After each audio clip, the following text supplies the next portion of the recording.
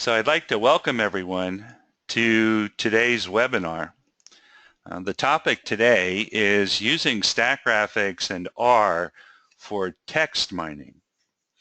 Those of you who've used Statgraphics for many years know that there's a lot of procedures in Statgraphics for analyzing numerical data. We're going to be talking about something a little bit different today, and that is analyzing data that consists of text rather than numbers. Now, in the days we're living in with social media and Twitter and so forth, a lot of the interesting data that folks are starting to look at is in fact in the form of text.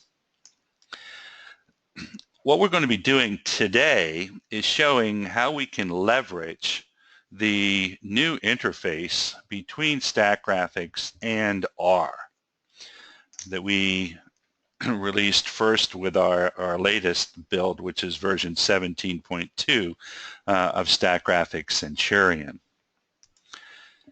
The new interface between Statgraphics and R makes it possible for users to construct scripts, R scripts, and save them in StatFolios. For those of you who are not familiar with R is an environment that's becoming very, very popular for statistical computing. It's a free environment. You can download it for free and put it on your PC. Unlike Statgraphics, though, it's not a point-and-click type of environment. It's an environment where you type commands and R responds by doing analyses, giving you back output, and so forth. The reason we developed the Statgraphics to R interface is it lets Statgraphics users build StatFolios that access the R procedures, and those StatFolios move the data to R, let R do the analyses that they're interested in, and then the output from R comes back into Statgraphics. Users can build generic StatFolios, which they can then give to other folks in their organizations and let those folks edit them to make to meet their particular needs. Now, I've created a couple of these StatFolios to do text mining. And after the webinar, if you go to statgraphics.com and find our webinars page, you'll see the sample data and StatFolios from today's webinar. And there are two StatFolios in particular there that have to do with text mining. Now, what text mining is all about is taking text, either in the form perhaps of a column of data in the Statgraphics data sheet or a set of documents, and extracting useful information from that text. Usually if we do this, what we're looking for is patterns or trends in the data that will tell us something interesting. Of particular interest to folks that are doing text mining is often how frequently different words, terms, or phrases appear in those documents. Which ones occur most often, which terms occur together with other terms, and from that sort of analysis, one often mines quite useful information. Now, the two examples we're going to be talking about today, and the two StatFolios that I've posted on our website for you to use, have to do first with analyzing a column of text which is loaded into a Statgraphics data sheet. That'll be our first example, where we've opened up a file, we have a column of data, and we'd like R to go out and do some text mining of that. The second example, the second StatFolio that I've posted, has to do with analyzing documents external to Statgraphics, text documents that you've placed in some directory on your computer. And what I'm going to do is I'm going to take you through these two StatFolios. And then, as I said, they're posted on the website as templates that you can take and modify to do similar types of analyses. Okay? That's our goal for today. Now, the first example has to do with analyzing a column of text that's already loaded into Statgraphics. And I found what I thought was a very interesting data set on the internet. And it had to do with answers to questions shown on Jeopardy! Now, if you're not familiar with Jeopardy! It's a game show that we have here on American TV where there are 3 contestants, and the host asks questions, and each of the contestants tries to answer as quickly as they can those questions, and they win money if they're correct. Now, I've taken something in the neighborhood of 1,500 questions that were asked on this game show called Jeopardy! Having to do with science and technology. And I've created a Statgraphics data sheet where the first column is the answer to those 1,500 questions. What I'm going to show you is how we can use the new Statgraphics to R interface to take data like this in a column and identify the most common words. Now, there's a number of things that one needs to do to make that sort of analysis useful. Things like removing words like and the, changing capitals to lowercase, potentially treating plural words the same as singular words, and so forth. All of that is actually nicely done by a library, a text mining library that currently exists in R. So what our StatFolio, our first StatFolio, is going to do is it's going to take this data, send it to R, have R execute the script we want it to execute, and then pass back to Statgraphics something called a word cloud. And the word cloud will show us what words occur most frequently in that column of data. Now, there are a couple preliminaries that you will need to do if you want to try this on your computer. The first thing you'll need to do, in addition, of course, to installing Statgraphics, and you will need version 17.2 in order to do this. In addition to installing Statgraphics, you need to go ahead and download and install R. Now, R is free, it's open source, so there's no charge to do it. You just need to go to the website that I'm showing you here, download it, go through the installation process, and it's really quite straightforward. What it'll do when you install R is it will, on your desktop, create an icon which is a big blue R. That's quite hard to miss. And then if you wanted to use R by itself, you could just click on that icon and start it up. The second thing you're going to need to do is install some basic libraries. So the very first time you run R on your computer, you need to type the following 3 statements. Basically, what they do is they install something called pandoc. Okay, pandoc is a library in R which allows us to take the output that R generates and pull it into Statgraphics. We basically take the output from R, save it in an RTF file, and then pull it into the Statgraphics StatFolio so you can see it. So when you execute our StatFolios, you actually never leave Statgraphics, although it does go out and ask R to do the analysis. The third thing you're going to do before you can run the examples I'm talking about today is install a package called TM. TM, of course, stands for text mining, and it's a library that's been developed for use in R to mine text. Now, these preliminaries you'll have to do once and only once. Once that's done, your computer is all set up to run the types of analyses that I'm going to talk about today. Okay. Now, by the way, I will post these slides also on the website. Actually, I already posted them on our webinars page. So you don't need to write this down right now. You can just go and there's a PDF file, excuse me, with all these slides.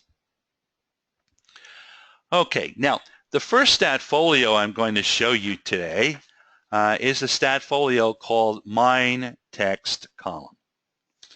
And that's a StatFolio that takes a single column of data loaded into Statgraphics and creates from it a word cloud. So let me now put PowerPoint away for a moment and go over to Statgraphics. Here is Statgraphics version 17.2, and I have loaded into Statgraphics a StatFolio called Mine Text Column. Now, I want you to think of this StatFolio as a template that you can use to mine your own data. Basically, all you need to do is go into this StatFolio, replace my data with your data, potentially edit the script a little bit if you want to change some of the options, and you'll have your word cloud looking something like this, which is the goal of this particular analysis. Now, incidentally, this StatFolio has one procedure in it. It's called Interface to R Execute Script. I created it by going to the Tools menu, and you can see down at the bottom of the Tools menu, you have Interface to R Execute Script. If you don't have that on your Tools menu, then you're not using version 17.2. So be sure that you do have that on your Tools menu, or this StatFolio won't even load. Okay, now the execute script procedure is controlled by two things. First off, it's controlled by a data input dialog box. The first dialog that will come up if you go to the Tools menu and create a script all by yourself is this dialog box here. Well, for our purposes in text mining a column, what we need to do is put in this data input dialog box the name of the column that we want to analyze. And you could see in my data sheet the column was called answer. Again, this is something you can modify when you load the StatFolio if in fact you wish to analyze some other column. The second thing that you need to look at is the Analysis Options dialog box. The Analysis Options dialog box is where we tell the procedure, first off, where to find R. Secondly, things like how large the graphs need to be, what the R commands are that we want to execute, and if we want any data brought back to Statgraphics. Now, I'm going to go through these different entries on this dialog box and point out in particular options that you might want to modify when you analyze a particular column of data. And again, the goal of this StatFolio is to create this word cloud. What a word cloud, incidentally, is a diagram of the words or terms that occur most frequently in that column of data. So you can see by the size of the words how often they occur. And the word late actually occurs most frequently of all words in that particular column of data because it's biggest. Other words, of course, that occur frequently are hydrogen, chromosome, Newton, and so forth. Now, one other thing you'll note, if you look at the word chromosome, you note that it's missing the E. Well, if it's singular, it's missing the E. If it's plural, it's missing the ES. Now, the reason it appears as it does is one of the options, which we'll see in the script, is to stem the words. Stemming words when you're doing text mining means cutting them back so you have only the stem. That way, the singular word chromosome will count the same as the plural word chromosomes. They'll each be treated as if it was the same term. Okay, so some of the reasons you see some of the words chopped off a little bit is we have stemmed them. Now you'll see when you go to the script that if you don't want to do that, you can just comment out that line in the script. Okay, now let me go back again if I can to PowerPoint, because I've put in my PowerPoint presentation some of the more interesting options that you can change when you run this particular script. Okay, now here is a picture of the analysis options dialog box, and I would like to point out the settings on this particular dialog box. The first setting on the dialog box at the very top specifies to Statgraphics how to get to R. What is the path to R on your computer? Now, this path corresponds to the shortcut that was placed on my desktop when I first installed R. I actually went to that big R on the desktop, pushed the right mouse button, asked for properties, and from that picked up the path that's necessary to get to the executable to start up R. This is something you need to indicate to Statgraphics, again, only once. Once you put this in the StatFolio, it will remember how to get to R in the future.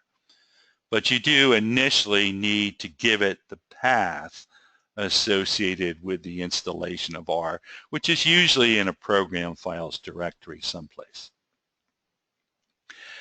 The second thing you need to indicate is the name of the R data frame into which the data from Statgraphics is to be placed. If you're not familiar with R, in R there's a structure called a data frame. And that is basically a rectangular table of data. Okay? Each of the columns in the Statgraphics data sheet that I tell it to pass to R will become a column in a data frame. Each row of my data sheet will become a row in that data frame. And you don't necessarily have to change this. I usually don't. I just let the data frame be called input. And one of the things that our interface does is it moves the data from Statgraphics into this R data frame so I can work with it. The third thing we need to tell Statgraphics is how large we want our graphs to be, in particular the word cloud. And it's specified in inches. you can see I've asked for a 7" by 7" graph to be created. R will create that graph, put it actually in an image file, and our interface automatically pulls that image and puts it back into our StatFolio. You also need to tell the program how long it should wait for R to respond. Typically what's going to happen is when we run this script, we'll send it to R will do its thing, and when it's done, we'll get a message from R and we'll display the output. Well, you know, with any programs, things can go wrong, and there are times when R may not return.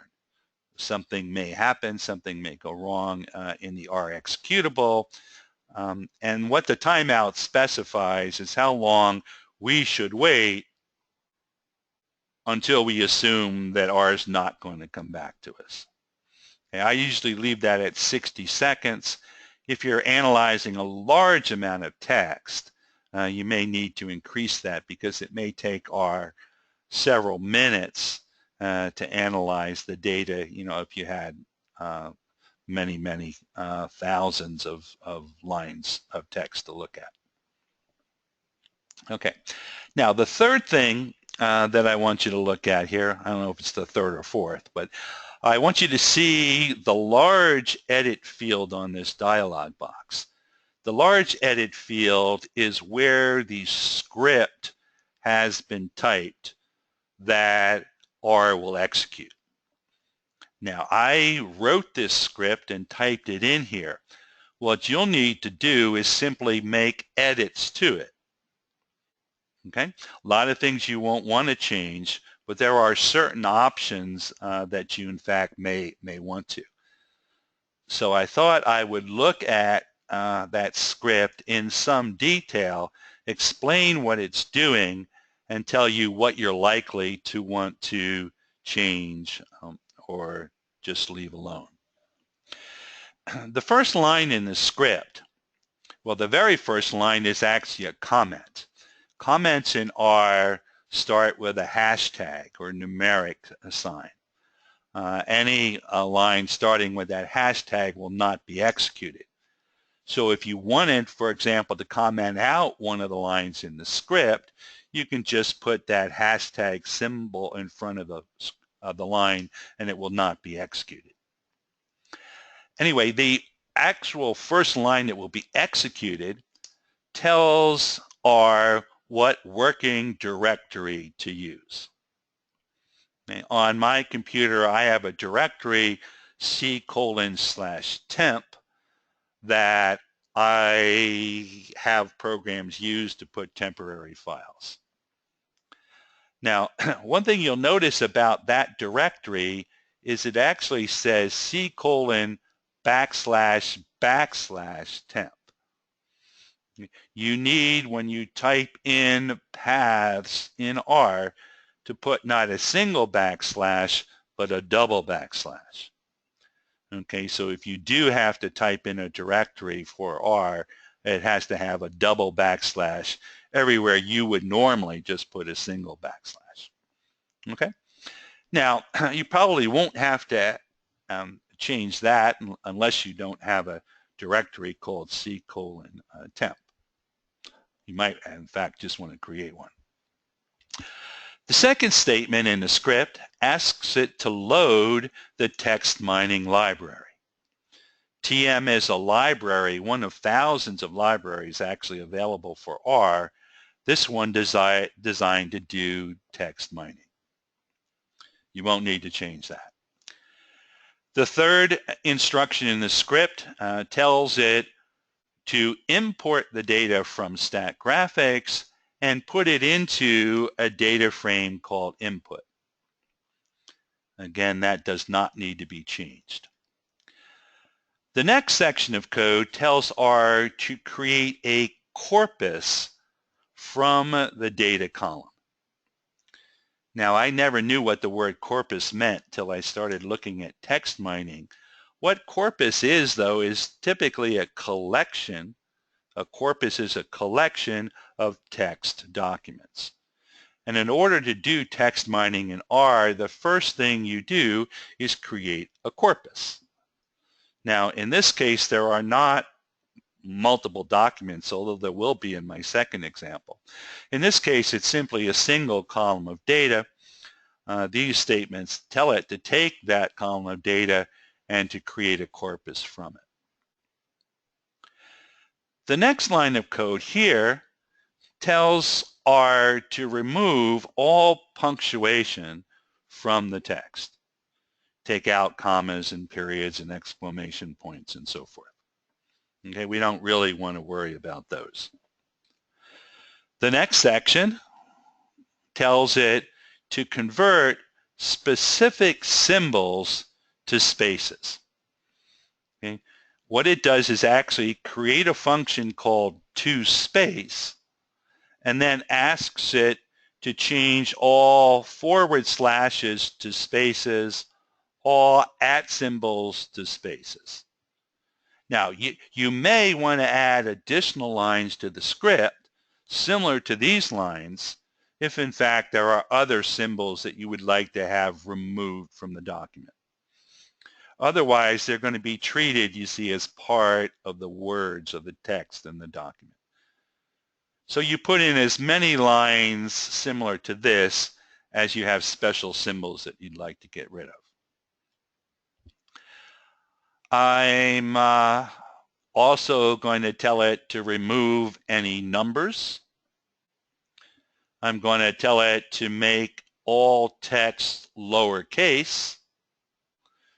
Those lines, again, you probably don't want to change. And here's an interesting line. Here's a line that tells it to remove common English words. Now, there exist out there in the internet lists of what are called stop words. Stop words are words like the, and little words like that we typically don't want to include in our word cloud. There are stop words for different languages. I've told it here that it should remove all stop words for the English language. If you wanted to do it for French, you'd type FR in place of EN, and there are stop word lists for many, many different languages. So that's pretty important. That gets rid of all the little words that would occur very frequently. The next line is an important line. This is the line that consolidates words with common stems. Now, I think I mentioned the problem with singulars and plurals, but consider, for example, the word statistic. You've got statistic, statistics, statistical, and maybe some other things I can't think of. If you stem words, what the text mining software will do is it will go through and basically remove the endings from all words with a common stem. So if I had statistic and statistics and statistical, if I stemmed the words, they'd all be treated as a single term and would show up, I guess, as statistic without the endings. If you don't want to do that, put a little hashtag at the front of that line and it won't run that line. And also you need to put in the language that you want to use for stemming the document. Okay. What else have I asked it to do in my script? Well, I've asked it to remove any extra white space, any extra spaces. I've then asked it to create a document term matrix. A document term matrix is something very important in text mining. It's a matrix which counts how often different terms appear in different documents. Now, in this case, we only have one document, quote unquote. It's a column of text. but a document term matrix would create this matrix of counts, showing me how often every different word occurred in each document I'm looking at. You can leave that line unchanged. You can also leave the next line unchanged. That adds up the counts across all documents if there's more than one. Now finally we get to a really interesting line of code. It's the line of code that draws the cloud of words, the word cloud. You'll see I need to load a couple additional libraries. I need to load the word count library, the ggplot2 library, the rcolor brewer library. Again, don't change any of that. Then comes the final statement that actually makes the word cloud. And this is one that in fact you might want to edit, because the word cloud statement here does have a number of different options. And I've laid out on this screen some of the options that I can change. I can change, when I create my word cloud, the range of word sizes. For example, the scale here tells me that I should draw words ranging from 4 inches down to ½ inch. That basically controls the minimum and maximum word sizes. We specify the minimum frequency to include a word in the cloud, and I've asked it to include any word that occurs 4 or more times. So anything that doesn't occur 4 times is not going to be in my cloud. I've told it I want a maximum of 1,000 words. I've told it I want around 10% of the words to be turned vertically. Okay, all of these things you can change and edit if you want. I've also told it to randomize the order of the words in the cloud so that every time it draws the cloud, it looks different. It moves the words around every time. I've also told it to pick random colors and specify down in the colors statement the palette I want it to use. Now to draw the word cloud, we use what R calls the color brewer. The color brewer has different palettes that you can choose from. And if you go on the internet and look for color brewer palettes, it'll show you all the different palettes you can choose from. So those are different options that you can edit in this particular StatFolio. And then finally, the last statements in the script tell it how I want the results, in this case the words and the counts, to be returned to Statgraphics. Here you probably won't want to change anything except perhaps if you wanted to change a decimal from a period to a comma, you might need to change the decimal separator, decimal place, and also the separator between words, because it creates a, in this case, comma delimited file. Okay, well that is the basic script that's being run here. And if I go back to Statgraphics, you can see the word cloud that's been created. You see chromosome and hydrogen and so forth.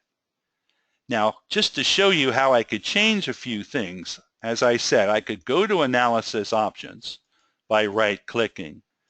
For example, go down to Word Cloud, and right now it says it wants a minimum frequency of 4. I'm going to change it to 6 and press OK. What happened is it just reran that script, told R that I wanted to see only words that occurred 6 or more times, and now you can see a lot less words in the cloud. Or it might be fun to go back and ask again, how about for a cloud involving all terms that occurred 3 or more times? Let's see what we get if we do that. We get an even bigger word cloud than we had before.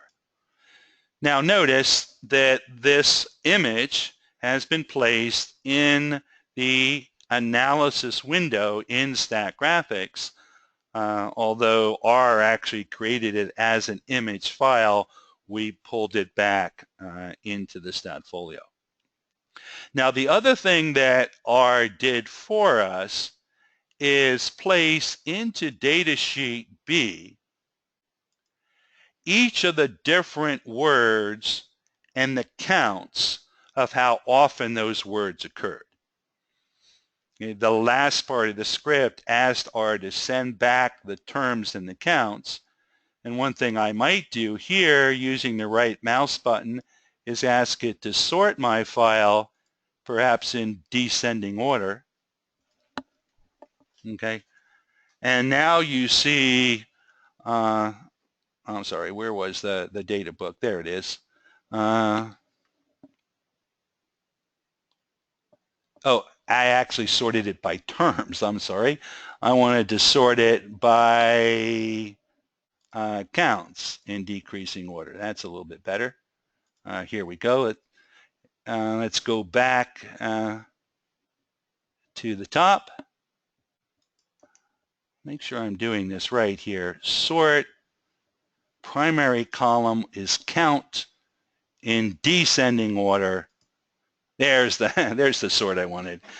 The word light actually occurred 13 times in my column. Hydrogen occurred 10 times. Gravity or some form of gravity occurred 10 times. Cell occurred 10 times, and so forth. So we end up with this StatFolio with a word cloud and also a table of counts of the most frequently occurring words. All right, that's the first example I wanted to show you, which was an example of analyzing a column of data. The second example that I want to show you has to do with mining documents. Not data actually loaded into the Statgraphics datasheet, but a set of text documents that I've obtained from somewhere and put in a directory on my computer. In this particular example, we are going to look at actually 9 famous speeches. I found a site on the internet that had the text of various famous speeches. And I have put in a directory the text, unformatted text, of a speech by Abraham Lincoln, one by Frederick Douglass, another by John F. Kennedy, Lyndon Johnson, Martin Luther King Jr., Patrick Henry, Ronald Reagan, Susan B. Anthony, and one by Winston Churchill. So there are a total of 9 speeches, 9 text documents, and I put them all in a directory on my computer. Okay. I have created for you a second StatFolio. This StatFolio is called Mine Text Directory. Okay? And it allows you to go in and analyze data placed in a directory.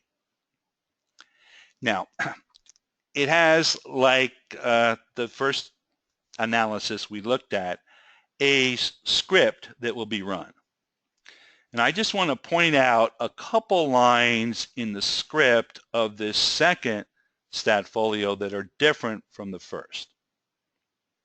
The first line I want to point out is the way you create a corpus for documents in a directory. There's a statement in all R called dir source, directory source. that will take the name of a directory, take all text documents in that directory, and create a source file out of it. So that line right there, followed by the create corpus lines in the second StatFolio, is the way you tell the text mining program to look for all documents in this particular directory and create a corpus from it. That replaces the corpus statement before, which said create the corpus from a column of text. The second change here is I've added a line and told it to remove from my analysis certain words.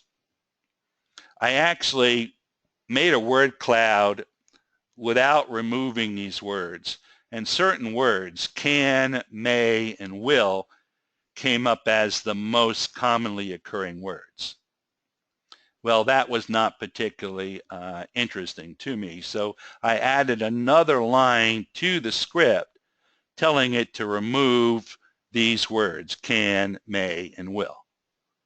And again, that's something you might want to edit if you have particular words that you want to remove. It's just a list of words separated by commas, each in parentheses, in quotes. And you can just add additional words that you want to remove. Another thing I told it is to remove sparse terms. Now this only applies when you have multiple documents. Remove sparse terms tells it to remove words that don't occur in multiple documents. If a word occurred, for example, in just one document, I didn't really want to see it in my cloud. And remove sparse terms has an argument at the end that I set to 0.75. That says remove all words that are missing from 75% or more of the documents. So any word that didn't occur in at least 25% of the documents is going to be removed. Okay, you can play with, of course, that number, that percentage, if you like to get different effects.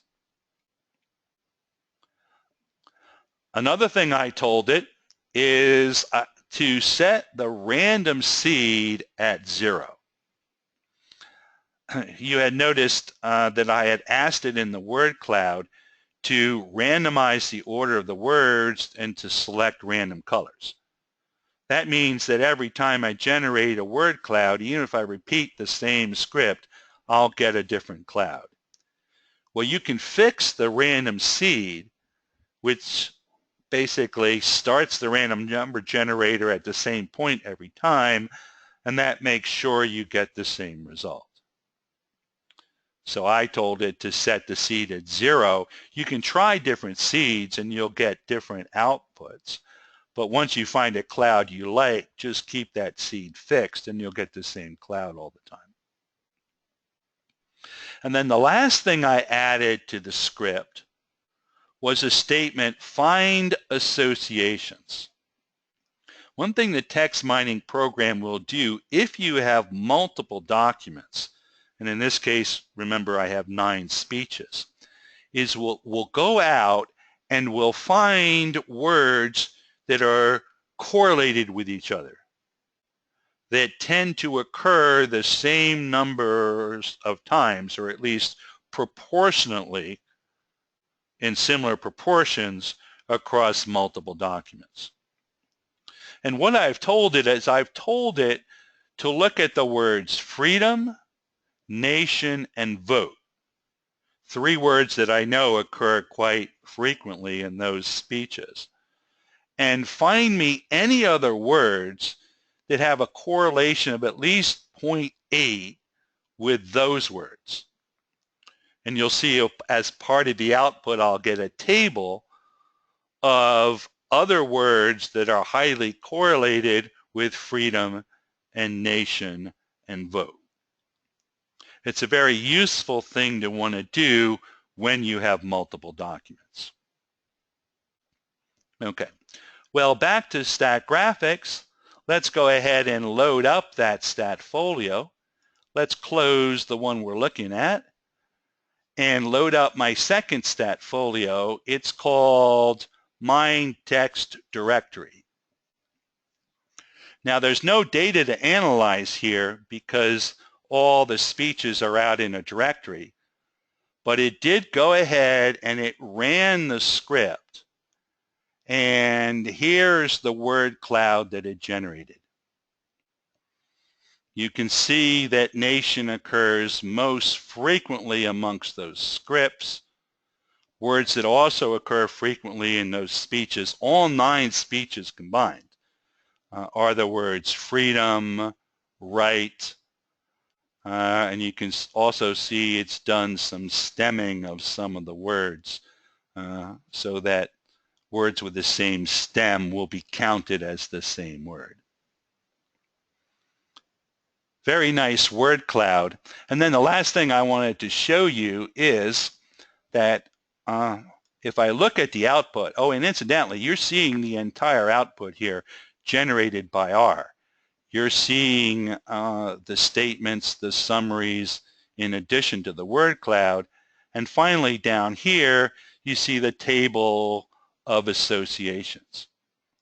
Remember, I asked it to look for words that were highly correlated with freedom and nation and vote. And it's found and displayed all words with a correlation of at least 0.8, 0.8 or higher. And, you know, you can see some correlations that certainly make some sense. Vote and constitution, vote, democracy, vote, elect, things like that. One I thought was really interesting was this correlation up here. There is a 90% correlation between the occurrence of the word freedom and the word brutal. Okay? Which means that documents that contain the word freedom frequently also contain the word brutal relatively frequently. The interesting thing about looking for word associations is you can tend to learn things, and that's what text mining is all about. We're digging into the text, we're trying to learn something from the text. The word cloud shows us how frequently various words occur. The table of associations shows us words that are highly correlated with each other. Okay, well, those were the 2 examples I wanted to show you. Final thing I wanted to point out was some references for you. We have posted already, actually, all the StatFolios, all the data files, and also a PDF file with my PowerPoint presentation. It's already been posted. You can find it at www.statgraphics.com/webinars. If you're interested in the text mining library that I used, the basic documentation is at this particular link, and there's also a good tutorial on the TM package. I found it quite interesting.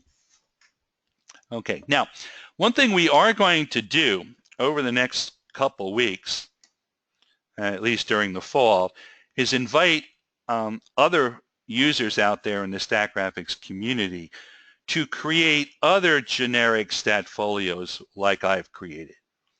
I've created here 2 StatFolios that do text mining, which you're free to download, you're free to use in any way you want to. We're going to invite others in the Statgraphics community to also create StatFolios, which do useful things using the interface to R. And if you're willing to share those with the community, we'll post them on our website together with the ones that I have created. So if you're the kind of person that likes to play around with statistical software, R is a great environment. As I said, it's command driven, it's not point and click. But if you do like to experiment, there are lots and lots of things you can do with R. And if you develop a script in R and then create a StatFolio out of it, you'll be able to run it from the Statgraphics environment. We can take those StatFolios and share them with others. Okay, well, that's my presentation for today. We have gotten a couple questions that I will try to answer and see what I can do. If you have questions, as always, you're invited to send them in. You can do them right now using the GoToWebinar facility, or email them to support if you like. Okay, let me see these questions.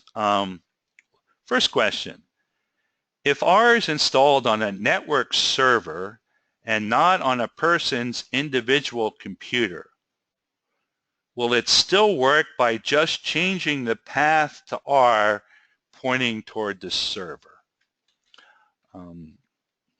Basically, I guess what they're asking is, when I go to Analysis Options and go to this top field where it has a path to R, could that path be to an executable on a server? I believe it can. I haven't tried it, okay, but it just uses the shell command from Visual C++ to go out and run a line of code, tell Windows run this line of code to start up R, and I don't see why it would be a problem if that particular path went to a server. You know, it's one of these things, I hate to say for sure it would work. One never knows until one tries. But I don't know of any inherent reason why that path couldn't be out to a network server someplace. Anyone want to try that and let me know? I'd appreciate it.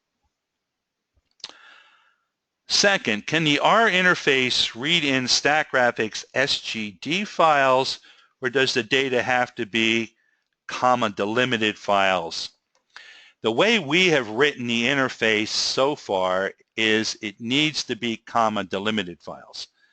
The data itself, if you're loading it into Statgraphics, can be in a Statgraphics file. That's not a problem. What we're going to do, though, when we exchange the data, when we move it from Statgraphics to R, is we do create a comma delimited file, because that's something that's easy for R to read. And then when we return results from R back to Statgraphics, that's also done in a comma delimited file, because again, R reads and writes comma delimited files very easily. Now, your data, of course, could be in a Statgraphics file to be loaded into Statgraphics. My first directory, mine text columns, the one that looked at the Jeopardy questions, that data was in an SGD file. That was in a Statgraphics file. We only created the comma delimited file, made a copy of the data so that R could process it. Question, are the terms in the column in English only, or can foreign languages be done as well? In the script, there are 2 lines that are language specific. The one that removes common English words, because it goes out and finds a list of common English words to remove. And the second, when it does stemming, because it has to know, you know, that a plural word in English has an S or an ES at the end. Now, there is an option, though. There are stop words and stem procedures for other languages. So if I change the EN in these 2 lines to FR, it would remove and stem languages, assuming French. And again, if you look at the documentation for the text mining procedure, it'll show you what the abbreviations need to be to pick up other languages. But many languages can be handled by just changing the EN to something else. The fourth question we were asked is, how about combinations of languages? Can it handle that? I don't know.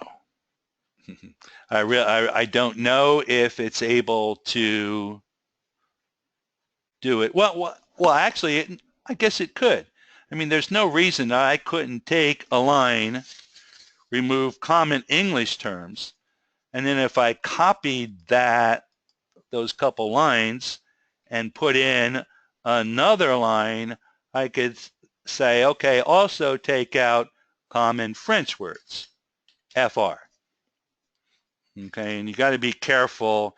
It is case sensitive. R is case sensitive, so you want to be sure you get the right case. Well, certainly by editing the script and putting in more than one statement like this, you see what it does.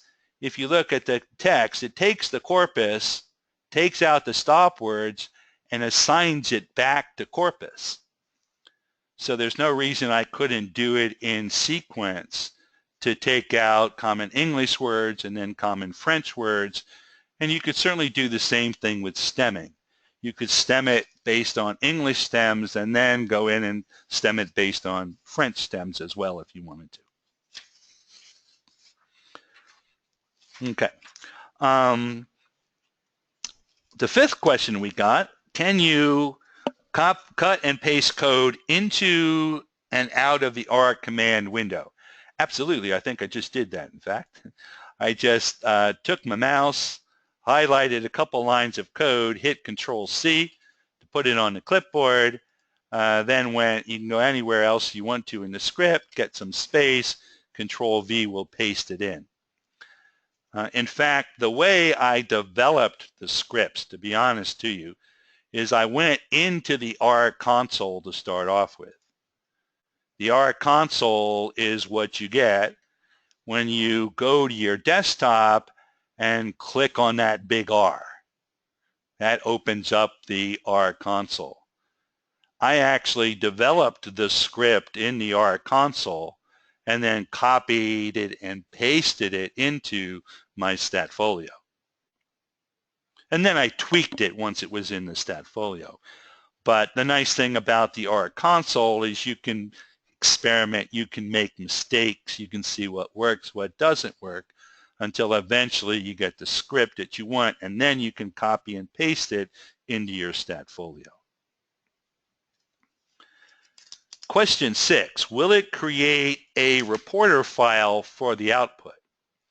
Well, there's no reason why, if I'm in Statgraphics, since it put this into a standard analysis window, I should be able to push the right mouse button, copy analysis to the stat reporter, and then go to the stat reporter, and you see that all that output has been placed in the stat reporter.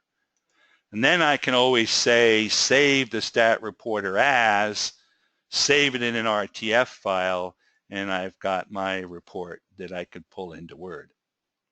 Okay. You can also